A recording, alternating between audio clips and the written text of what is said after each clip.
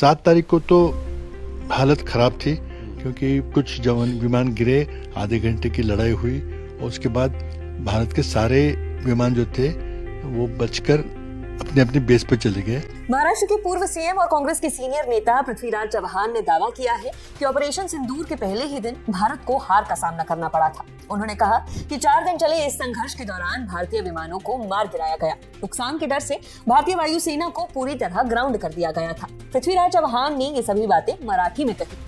News agency ANI के मुताबिक उन्होंने कहा, ऑपरेशन सिंदूर के पहले दिन माने 7 मई को हम पूरी तरह से हार गए थे। आधे घंटे की हवाई झड़प में हमें पूरी तरह हार मिली। चाहे लोग इसे माने या ना माने, भारतीय विमानों को मार गिराया गया। वायुसेना पूरी तरह ग्राउंड थी और एक भी विमान ने उड़ान नहीं भरी। अगर ग्वालियर, भटिंडा या सिरसा से कोई भी विमान उड़ान भरता तो उसके पाकिस्तान द्वारा मार गिराए जाने की काफी संभावना थी। इसी वजह से वायुसेना को पूरी तरह जमीन पर रखा गया, माने ग्राउंड कर दिया गया। इसके अलावा पृथ्वीराज ने सेना में सैनिकों की संख्या पर भी गंभीर सवाल उठाए। उन्होंने कहा, ऑपरेशन सिंदूर के दौरान सेना की 1 किलोमीटर की भी मूवमेंट नहीं हुई। 2-3 दिनों में केवल हवाई और मिसाइल युद्ध हुआ। भविष्य में भी युद्ध इसी तरह लड़े जाएंगे। ऐसी स्थिति में क्या हमें वाकई 12 लाख सैनिकों की सेना बनाए रखने की जरूरत है या फिर उन्हें किसी और काम में लगाया जा सकता है? ये वो बातें थी जो पृथ्वीराज चव्हाण ने प्रेस कॉन्फ्रेंस के दौरान मराठी में कही।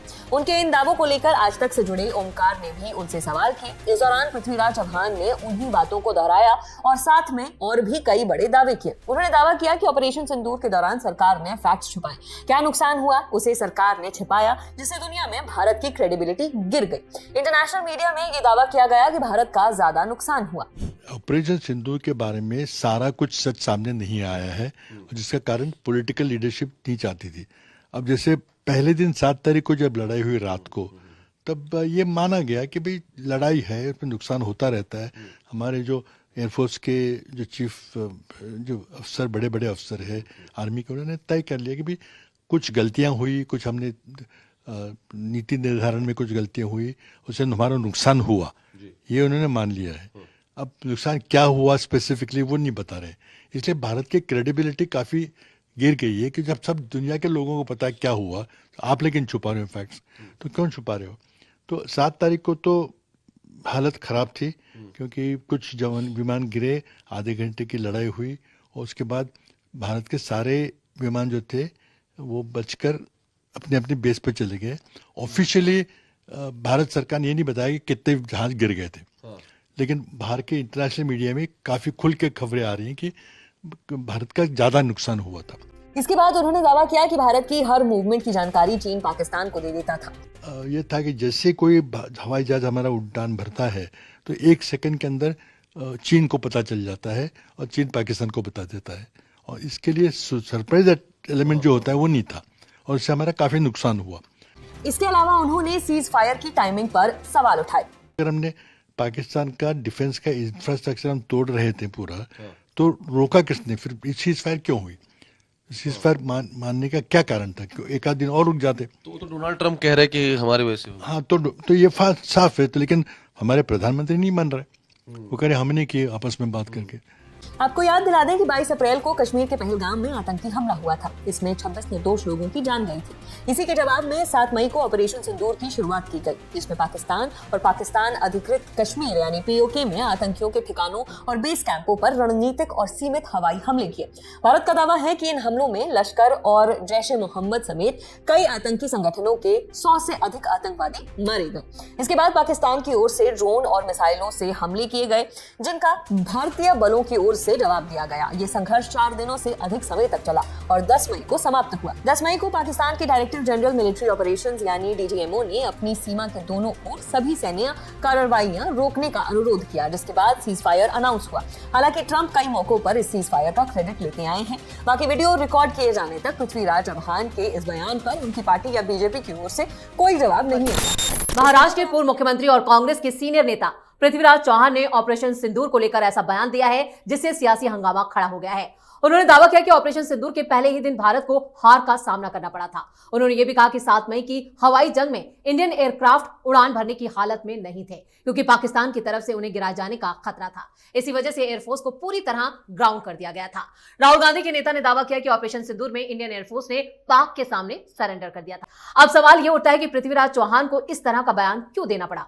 क्या सस्ती लोकप्रियता हासिल करने के लिए ऑपरेशन सिंदूर पर यह बयानबाजी की गई है? देखिए, अभी तक कार्रवाई नहीं हुई, कांग्रेस पार्टी से निकाला नहीं गया, कांग्रेस पार्टी ने इसे कंडेम नहीं किया। तो इसका मतलब यह है कि ये तो पार्ट ऑफ पॉलिटिक्स है।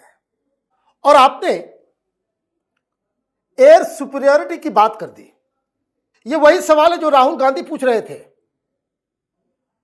कि कितने राफाल गिरे, नंबर बताओ।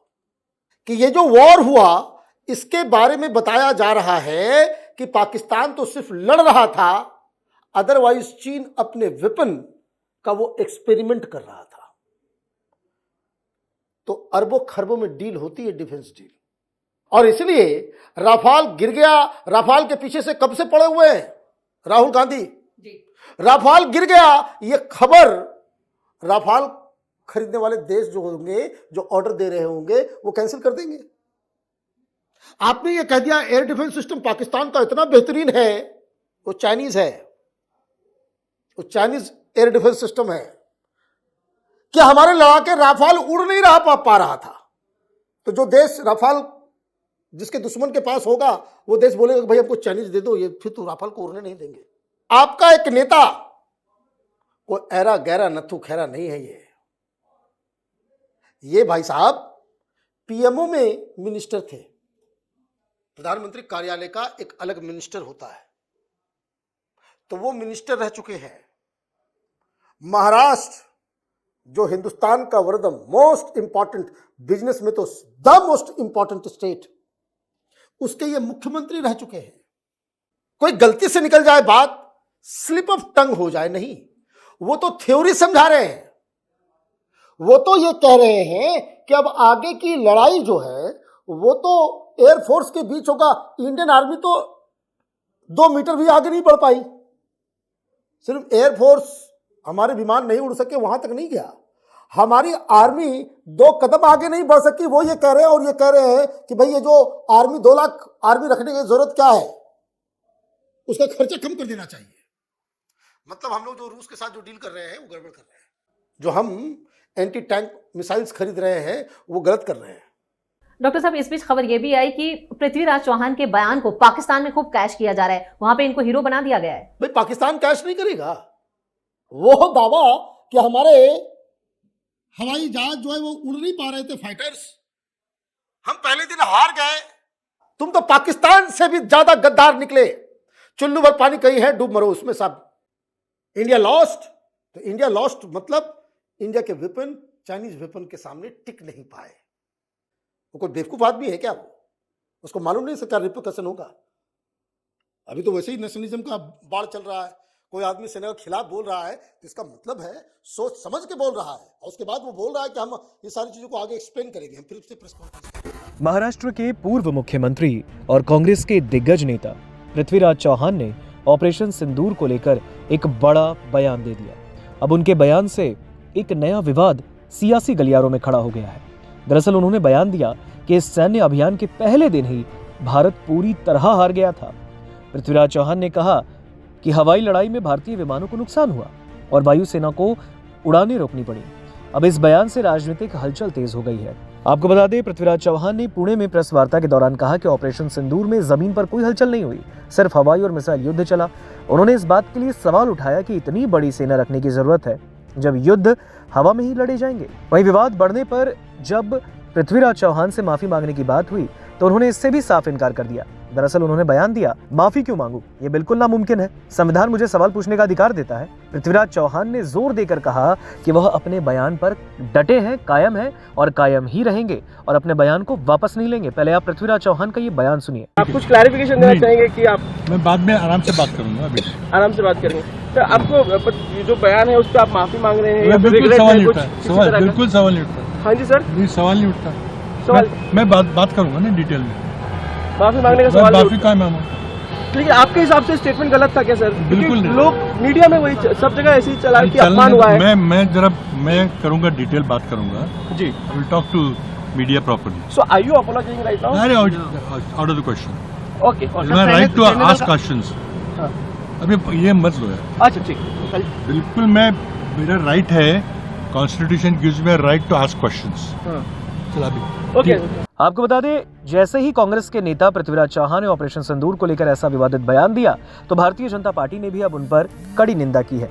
जब उनसे मीडिया ने कहा कि क्या वो अपने बयान पर माफी मांगेंगे, क्या अपने बयान को वापस लेंगे, उन्होंने कहा सवाल ही नहीं उठता, मैं अपने बयान को वापस नहीं ले सकता, संविधान मुझे सवाल पूछने का अधिकार देता है।